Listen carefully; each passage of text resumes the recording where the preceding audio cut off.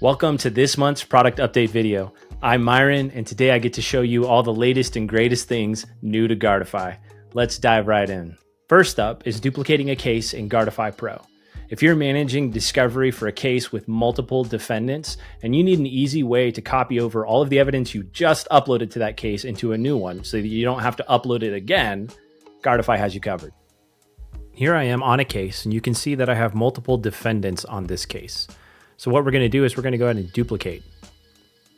It's going to go ahead and populate all the evidence that I have uploaded and give me the ability to deselect some.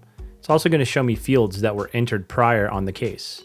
Then I can come down to the defendants and reorder so that I have a new defendant who's going to be the primary and any co-defendants organized beneath. Once I hit duplicate, I'll come back to my cases and see that my new case is ready for me to work with all the evidence on it. Next up is requesting evidence from existing users within Guardify. We know that it can be a pain to manage all the email requests you're making.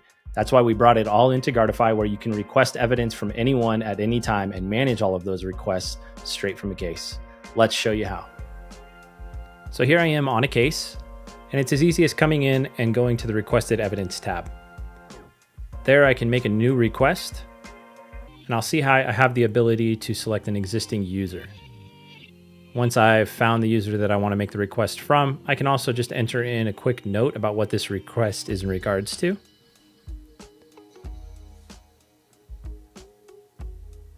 Now I can come into the user that was requested, and I'll see I have something waiting for me where I have the ability now to upload evidence directly from within Guardify.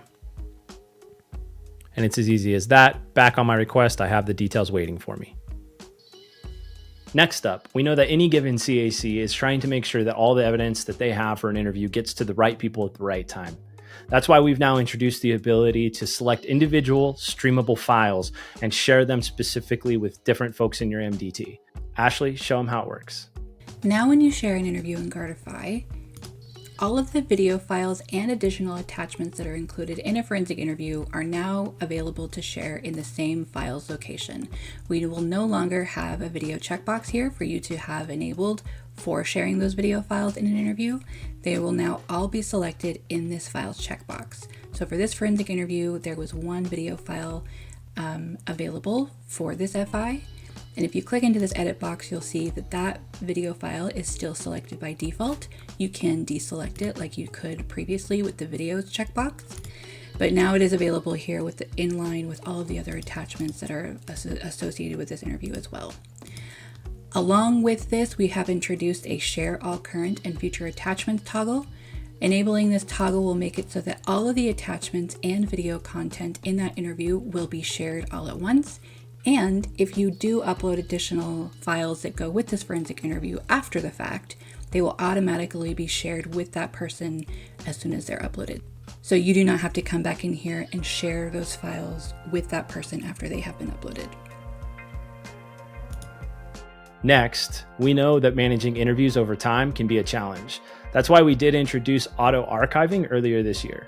Now we're going to introduce an improvement onto auto archiving specifically that allows CACs to change the auto archive rules for interviews that have been transferred out of their ownership. Ashley, show them how it works. In the account settings, the license manager is able to determine what the default amount of time is for auto archiving interviews. So you'll see here automatically archive interviews, and you can choose up to 12 months. We've now introduced a feature that allows you to manage your auto archive rules for interviews with non-CAC custody separately from what this rule states. So if you check this box, you have a new drop down here for any interviews that might be in the custody of other agencies. So if you have a workflow where you're transferring custody to law enforcement or prosecution, you can now manage the default auto archive time separately. That's going to do it for this month's product update video. Thanks for checking this out. Be sure to hit subscribe so that you get notified of next month's product update video. Once again, my name is Myron, and until next time, see ya.